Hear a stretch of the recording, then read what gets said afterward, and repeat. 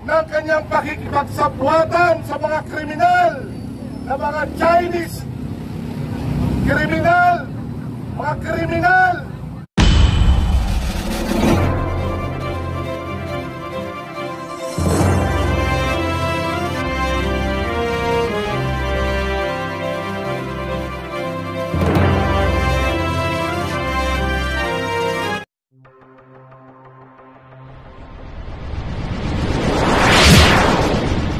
Trumpang Ilonggo. Please subscribe. Ilang pamamaslang! Pinagloloko tayo ni Duterte, mga kababayan. Matagal ng panahon na pinagloloko ang taong bayan. Pinagloloko ang proseso ng gobyerno. Papayag ba tayo noon, mga kasama?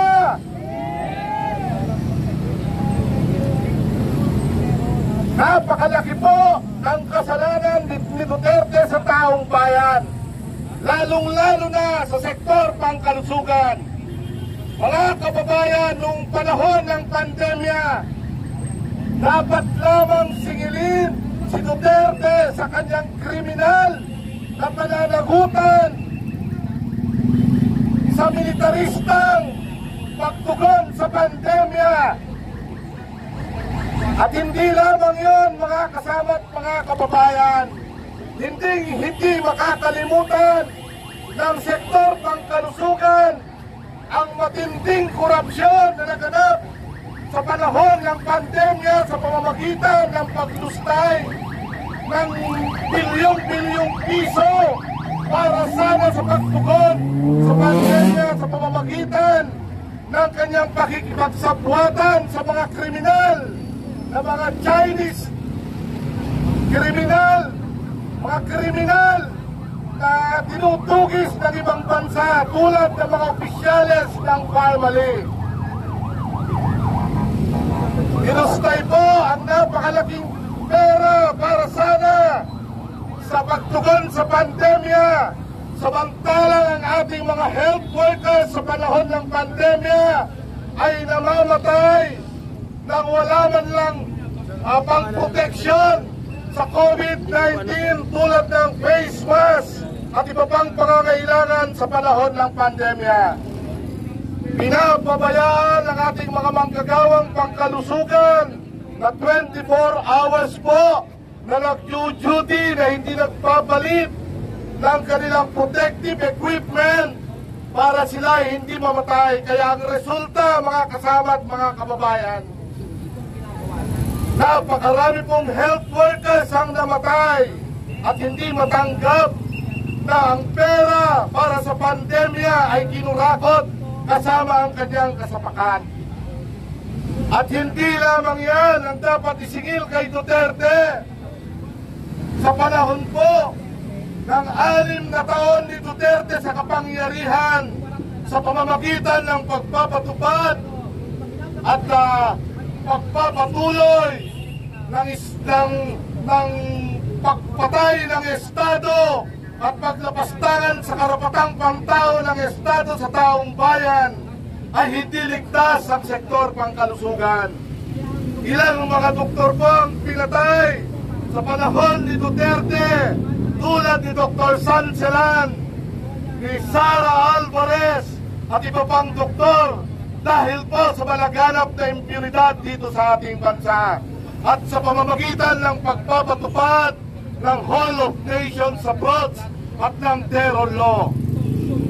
Hanggang ngayon, patuloy na hindi nakakatamasa ng hustisya ang mga manggagawang pangkalusugan na biktima ng administrasyon ni Duterte at ipinagpatuloy ni Marcos sa kanyang panunungkutan sa taong bayan sa malawakang paglabag sa karapatang pantao, pagsalaula sa ating konstitusyon at iba pang mga pananagutan dito sa ating bansa.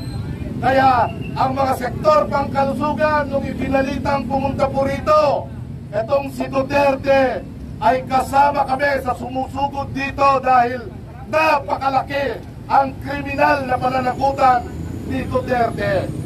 At tayo po ngayong araw na ito, kung Dapat at itong mga kongresista na nasa loob ng Kongreso ay hindi dapat ay hinahayaan ng ganitong panloloko ni Duterte na nagpapahayag ng pupunta dahil nalaman niya na hindi matutuloy ang Quadcom hearing at nagsabi siya na siya ay aaten at ngayon natuloy ang Quad Committee hearing ay hindi siya darating. Di ba't matinding panloloko at kahayupan itong ganitong klase ng pahayag ni Duterte. Hindi na po bago yung ganitong pangsasalaulan ni Duterte sa proseso ng gobyerno. Kung matatandaan natin, pinagluloko tayo nung sinabi niyang 6 months lang ay mareresolve na niya ang war on drugs. Pinagluloko tayo at sinasalaula tayo nung sinasabi niyang aayusin niya ang sistemang pangkalusugan at kikinhawang buhay ng karaniwang tao. Doon sa naganap na hearing, doon sa Senado, ano ang nangyari? Tila ba napakalaking isang makapangyarihan pa rin ni Duterte at lahat ng mga senador ay halos pameme at hindi kinakastigo itong hayop na si Duterte. Napakalaki po ang kriminal na pananagutan ditong hayop na ito. Pero itong mga nasa gobyerno ay tila ba walang ginagawang hakbang para pagpapanagutin itong hayop na ito. Kaya po, kami sa sektor pangkalusugan ay kasama ng taong bayan. Hindi na dapat palampasin ang kahayupan ni Duterte. Dapat na itong panagutin, ikulong at sigilin sa kanyang lahat ng kriminal na pananagutan.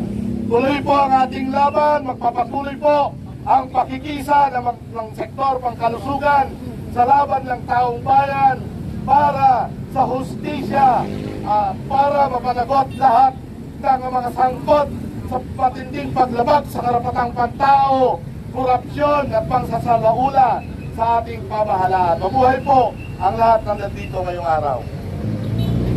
Ang Assam Youth sa pagkilos ngayon sa HOR para ipanawagan ang hustisya para sa lahat ng biktima ng kontra-mamamayan na gera sa droga, lahat ng pinaslang at sa patuloy na pinapanawagan natin na ikulong si Duterte.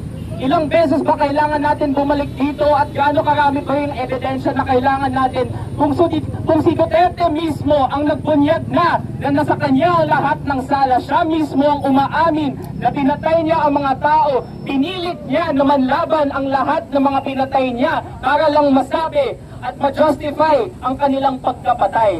Bilang mga kabataang siyentista, ilang taon na namin nakita ang kontra-siyensyang mga polisiya ni Duterte. Ayun nga, tulad ng gera kontra droga, ang train law, ang anti-terror law. Lahat ng ito ay nagpapakita lamang na ang interest ni Duterte ay wala talaga sa kaligtasan, sa pagprotekta ng karapatan ng bawat mamamayang Pilipino, ngunit ang pagprotekta mas lalo na sa kabuhayan at sa pagtutupos ng tubo ng mga dayuhang imperialista at korporasyon.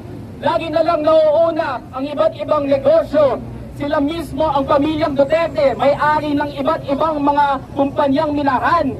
Tapos lalo na sa pang-atake nila sa mga tanggol kalikasan, nakikita natin sa mga nakalipas na ilang taon, gaano karami ang mga pinatay nila na tanggol kalikasan. Tulad na lang sa Bloody Sunday Massacre na pinatay nila, sila kasamang Chad at si Jurain. Lahat ng mga leader, kabataan ay patuloy na inaatake mga progresibong individual. Lahat na ito ay nakabase sa kawalan ng mga siyentipikong polisiya. Lahat na lang ito ay nakutuon para sa ganansya ng iilan lamang tulad nila Duterte. Kaya ngayon, nakikita po natin gaano kahirap ang estado ng agham at teknolohiya na patuloy pa rin nababaon sa paghihirap ang mga kabataang siyentista na ngayon abot para sa isang laboratorio, abot halos 2,000 ang dapat pumasok sa isang silid-aralan. Nakikita natin gaano karami ang kulang ng mga pampublikong mga pasilidad, mga pampublikong research facility. Kung tutuusin, sana napondo natin ang mga ito tulad ng kung sana hindi ginasta ng anak na si Sara Duterte ang 125 billion sa loob ng 11 araw. Sana nakita natin na, sana makita nila na ang boto na ito ay maglilingkod dapat sana para sa bayan na hindi lang para sa sarili nilang interes. Kaya ngayon, nandito kami hindi lang para ipanawagan ang hustisya para sa lahat ng pinatay ng kontra-mamamayang gera sa droga ni Duterte at sa patuloy na panawagan sa pagpapakulong sa kanya. Ngunit para sa lahat ng kanyang mga polisiya na nagpapatuloy na nagsisilbi, hindi para sa mamamayang Pilipino, hindi nagsisilbi para sa mga makamasang siyentista at tanggol kalikasan, ngunit para sa sarili nila lamang. Dahil sa gayon, nakikita talaga natin na wasto ang aming pagkilos na patuloy na ipakulong si Duterte. Wasto ang aming pagkilos na makuha ang hustisya para sa lahat ng biktima ng extrajudicial killings. Sa gayon, ang ating panawagan, Duterte ikulong! Marcos panagutin! Marcos panagutin! Duterte ikulong! Na naalala kong napanood ko si Ian De Los Santos sa balita na merong isang 17 years old na senior high school student na gusto lang makarating sa kanyang test kinabukasan pero madugong pinaslang ng mga kapulisan.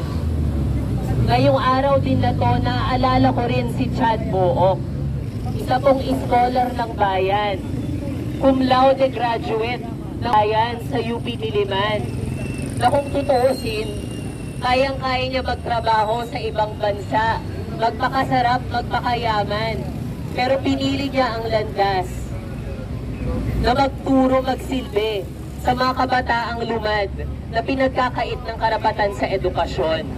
Pero ano yung sinukli sa kanya, sa kanyang paninilbi sa sambayanan? Pandarahas, pamamaslang. Kaya mabigat po ang aking puso na nandito ako ngayon para ipaglaban